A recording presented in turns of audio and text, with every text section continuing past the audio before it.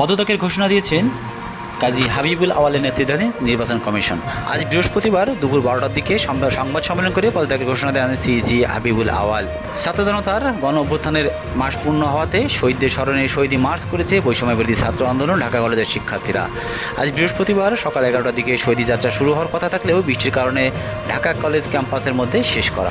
বাংলাদেশের অন্তর্বর্তী সরকারের প্রধান উপদেষ্টা ডক্টর মোহাম্মদ ইউনূসকে অভিনন্দন জানিয়েছেন শান্তিতে নোবেল বিজয়ী সাবেক মার্কিন প্রেসিডেন্ট বারাক ওবামা সহ শান্তি, চিকিৎসা, রসায়ন, পদার্থ বিভাগ, অর্থনীতির সাহিত্য নোবেল বিজয়ী আরও 92 জন।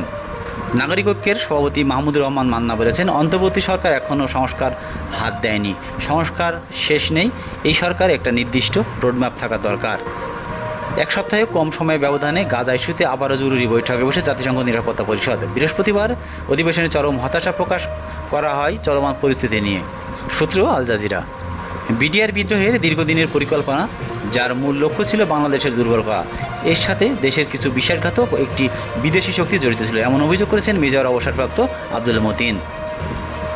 বৃহস্পতিবার জাতীয় প্রেস ক্লাবে বিডিআর বিদ্রোহ নিয়ে এক সংবাদ সম্মেলনে তিনি অভিযোগ করেন। সশস্ত্র বাহিনীর বীর শহীদদের প্রতি গভীর শ্রদ্ধা নিবেদন করেছেন অন্তর্বর্তী সরকারের প্রধান উপদেষ্টা ডক্টর মোহাম্মদ ইউনূস। আজ বৃহস্পতিবার সকালে ঢাকা সেনানিবাসে শিখা নির্মাণে পুজ করে শ্রদ্ধা জানান তিনি।